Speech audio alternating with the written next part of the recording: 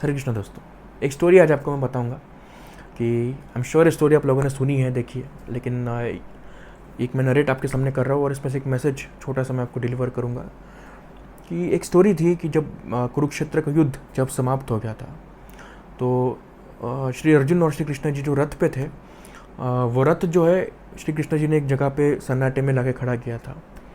फिर वो अर्जुन को कहते कि अर्जुन जी, आप अर्जुन जो है आप तुम यहाँ से जाओ, बहुत दूर तक जाओ इस रथ से उतर के, you go to a considerable distance.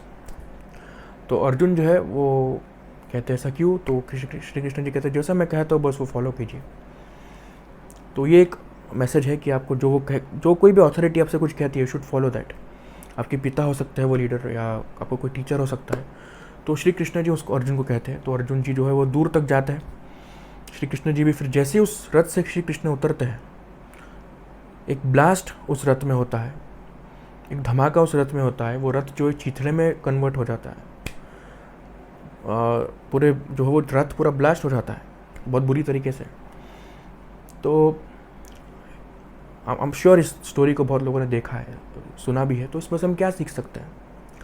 इसमें से हम सीख सकते हैं कि कैसे हम अपने सगे संबंधियों के या अपने जो हमारे पुत्र है या जो हमारे पिता है उनको हम कैसे प्रोटेक्शन दे सकते हैं।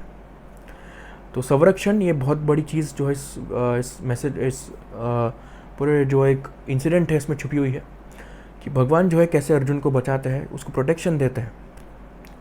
और प्रोटेक्शन देने के लिए उन्होंने सिर्फ ऐसा नहीं कि प्रोटेक्शन ही दिया, उन्होंने बहुत कुछ सहन भी किया था उसमें। क्योंकि जब वो रथ जब युद्ध के दौरान जब वो रथ चल रहा था, उस पर बड़े बड़े महारथी जो है हमला करते थे। कर्ण उस पर हमला करते थे, भीष्म जी उस पर वाण हमला करते थे, द्रोण हमला करते थे, दुर्योधन थे, फिर दुर्योधन था। बड़े बड़े जो महारथी है उस पर उनका अटैक कंटिन्यूसली होता था, क्योंकि वो अर्जुन का रथ था। और अर्जुन का रथ जो वो साधारण रथ नहीं था, अर्जुन एक बहुत महायोद्धा थे, तो उनको टारगेट भी किया जाता था। तो उस रथ में जो वो हमले होते थे, ऐसा कहा गया है कि भगवान श्री कृष्ण और हनुमान जी का भी फ्लैग उस रथ पे था। तो श्री कृष्ण जी उस सारे अटैक को एब्जॉर्ब करते थे, सहन करते थे।